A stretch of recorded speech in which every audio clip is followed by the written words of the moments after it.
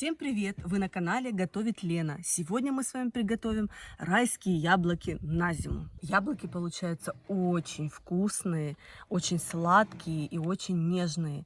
А сироп, который будет у вас от яблочек, можно использовать в приготовлении десертов. Также можно разбавить водой и получить замечательный компот. Зимой такие яблоки очень кстати. Рекомендую всем закатать, хотя бы пару баночек на пробу. Вам очень понравится. Приступаем к приготовлению. Яблоки я уже заранее обработала. Смотрите, у меня нет специального ножа для того, чтобы вырезать сердцевину яблок. Поэтому я просто их порезала на такие вот дольки и ножиком вырезала сердцевину.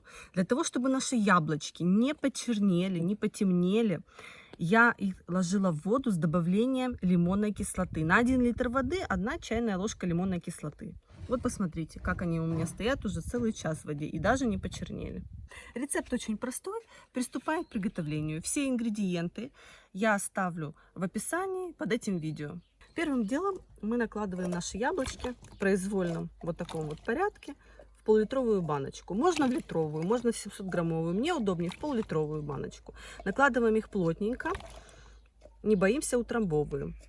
Для этого рецепта забыла вам сказать очень важную вещь. Необходимо брать яблоки не нежных и рыхлых сортов, а твердых, не совсем спелых сортов, чтобы они были вот такие зеленковатые немножко. Потому что зимой они будут тогда у вас такие хрустящие и не развалятся в банке. Вот я наложила наши яблочки, вот так вот плотненько утрамбовала их. Еще я советую всем готовить этот рецепт с мятой. Мята придаст необычайно нежный привкус этим райским яблочкам. Я ложу 2 веточки, чтобы получить насыщенный мятный вкус. Кто хочет мятный вкус полегче, ложите 1 веточку мяты. Вот так сверху ложим мятку. Вот я разложила наши райские яблочки по баночкам. У меня получилось 7 полулитровых баночек. Теперь необходимо наши баночки залить крутым кипятком на 20 минут. Заливаем наши яблочки до самого верха.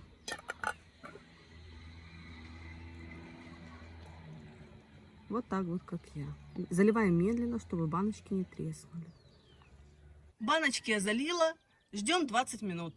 Итак, 20 минут прошло. Теперь необходимо сделать сироп. Все, перемещаемся на кухню и будем готовить сироп.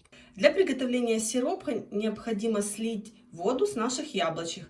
Для такого удобства у меня есть вот такая вот крышечка с дырочками. Очень удобно сливать водичку.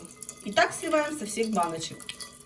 Водичку с наших яблок я слила. У меня получилось 2 литра воды. На 2 литра воды необходимо 800 грамм сахара и 2 чайных ложки лимонной кислоты. Всыпаем сахарок. Добавляем лимонную кислоту 2 чайные ложки на 2 литра сиропа. 1, 2. И мешаем до полного растворения. Ждем, пока наш сироп закипит. Когда наш сироп закипит, необходимо, чтобы он прокипел 5 минут. И только после этого мы начинаем закатывать наши райские яблочки. После того, как наш сироп закипел и прокипел 5 минут, заливаем наши райские яблочки сиропом. Заливаем медленно, по чуть-чуть, чтобы баночки не треснули. Заливаем сиропом по самый верх, по самый край заливаем сиропом. Накрываем крышечкой и закатываем.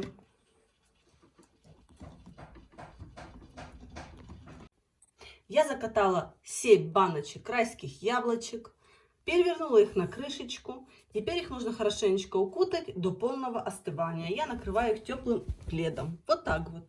Обязательно закатывайте такие райские яблочки на зиму. И на выпечку можно, и как десерт, и как закусочку, и как сладость какую-то ребенку. Советую всем хотя бы на пробу закатать. Если вам понравился мой рецепт райских яблочек, подписывайтесь на мой канал, ставьте лайк. И до новых встреч в новых видео.